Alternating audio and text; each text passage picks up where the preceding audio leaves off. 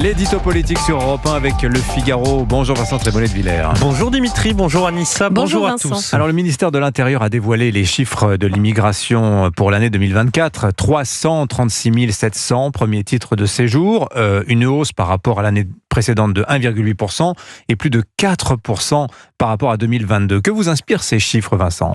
Quelque chose comme un sentiment de submersion, Dimitri. On nous fera le reproche de parler trop souvent d'immigration, mais ce n'est pas par plaisir. Moi, j'aimerais vous parler d'autre chose, d'industrie, d'innovation, de création artistique. Mais si l'immigration revient de façon obsédante dans le débat public, c'est parce qu'elle a des conséquences sur l'existence quotidienne et collective de tous les Français. Les chiffres, vous le disiez, sont spectaculaires et ils ne cessent de grimper. Je vous en livre quelques-uns. La population immigrée de première génération, celle des étrangers nés à l'étranger, a augmenté de 40% depuis 2006 pour atteindre en 2023 7,3 millions de personnes. Celle de deuxième génération s'élève à 8 millions de personnes. Ces deux générations ensemble représentent déjà 22% de la population française et le bilan 2024 nous montre que la dynamique s'amplifie. La pyramide des âges, enfin, montre une vitalité démographique très supérieure chez les immigrés. Le plus frappant, c'est que ces statistiques rejoignent des réalités éprouvées dans nos vies quotidiennes. Une promenade dans une grande ville de France vous fera croiser de pauvres ER, le plus souvent de jeunes hommes, récemment arrivés, dormant par terre ou déjà dépendants des drogues bon marché. La pratique courante des transports en commun suffit à illustrer ce bouleversement démographique. Quant aux enseignes orientalisantes, au kebab et autres fast-food halal, ils transforment le visage de nos rues, de nos places, de nos quartiers, sans compter la violence inhérente aux sociétés multiculturelles et ce refrain qui revient dans nos journaux comme une malédiction. L'assaillant, le criminel, le terroriste était un étranger sous OQTF. L'habitant du pays d'accueil, comme les millions d'immigrés parfaitement intégrés, voient leur environnement entrer dans un double processus de transformation et de dégradation.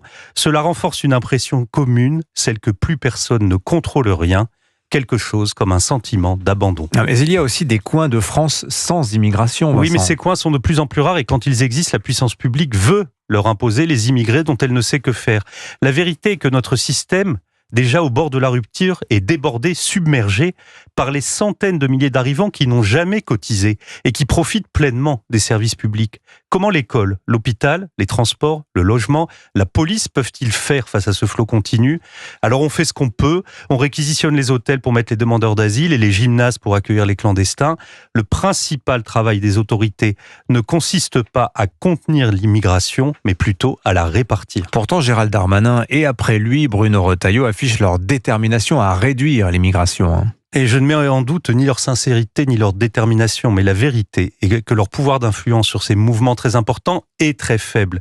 Bruno Retailleau travaille d'arrache-pied, fait le bon constat, ne manque pas de courage, mais il est désarmé judiciairement, diplomatiquement et même politiquement, puisqu'une partie des ministres trouve qu'il en fait trop. Écoutez, quand Retailleau s'attaque aux influenceurs algériens, Jean-Noël Barrot, son collègue du gouvernement, ministre des Affaires étrangères, lui dit, c'était chez Léa Salamé, de prendre garde plutôt aux influenceurs vendéens, c'est-à-dire à Philippe de Villiers. Un tel niveau de déni au sommet de l'État, c'est tout sauf rassurant. Et pourtant, la vérité est qu'à part dans 3 arrondissements de Paris, quelques ministères et les studios de Radio France, tout le monde a compris que l'immigration menaçait l'équilibre du pays. Les discours, les constats se multiplient, mais plus personne ne les écoute. La seule question est, qui est vraiment capable de reprendre le contrôle ?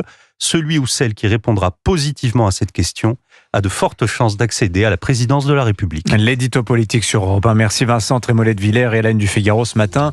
L'intelligence artificielle, est-ce que l'Europe peut rattraper les États-Unis et la Chine ? Signale aussi le papier dont vous nous parliez hier, signé Jérôme Fourquet, ce que le Front populaire de 36 nous enseigne Sur la gauche aujourd'hui, passionnant. Voilà.